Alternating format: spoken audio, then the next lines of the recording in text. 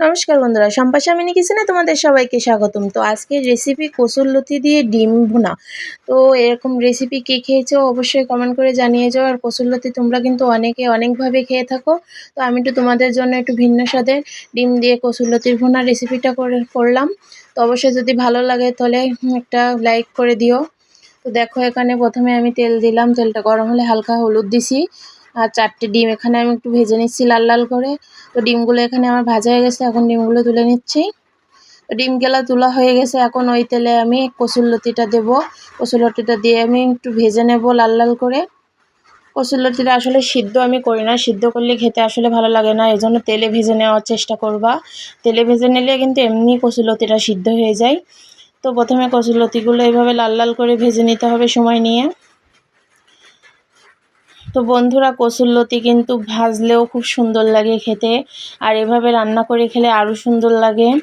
মানে ভুনা ভুনা টাইপের করলে ভাতে যখন নেব গরম ভাতের সাথে, আর কি সুন্দর একটা টেস্ট।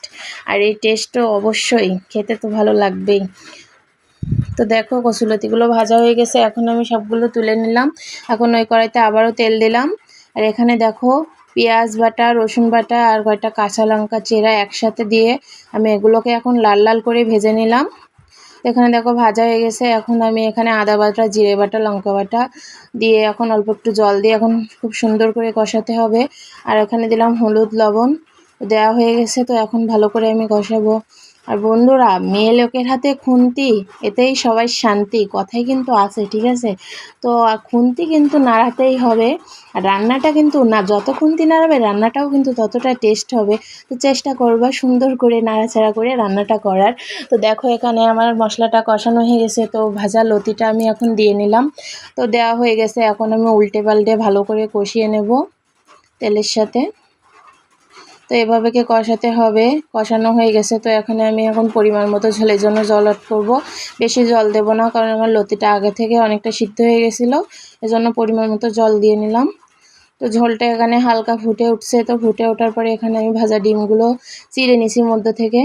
তো এই চিড়া ডিমগুলো এখন দিয়ে দিলাম, দিয়ে এখন ভালো করে রান্না করে নেব। তো এভাবে কিন্তু কসুরলতিটা তেল তেল করে রান্না করতে হয়, একটু তেল বেশি দিতে হয়, কারণ লতিটা যখন তুমি পাতে নেবা খেতে খুব সুন্দর লাগবে। তো এটা একটু তেলই বেশি দিতে হয়। তো এভাবে রান্নাটা করে নেব আমি। কসুরলতি খেতে কে কে পছন্দ করো অবশ্যই কমেন্ট করে জানিয়ে যাও। আর আমার ভিডিওতে যদি নতুন হয়ে থাকে অবশ্যই একটা ইউটিউব থেকে দেখলে সাবস্ক্রাইব করে দিও, আর ফেসবুক থেকে দেখলে একটা ফলো করে দিও, যাতে নিত্য নতুন ভিডিও সবার আগে তোমাদের কাছে পৌঁছায়। তো দেখো বন্ধুরা, এখানে আমার রান্নাটা কিন্তু কমপ্লিট হয়ে গেছে।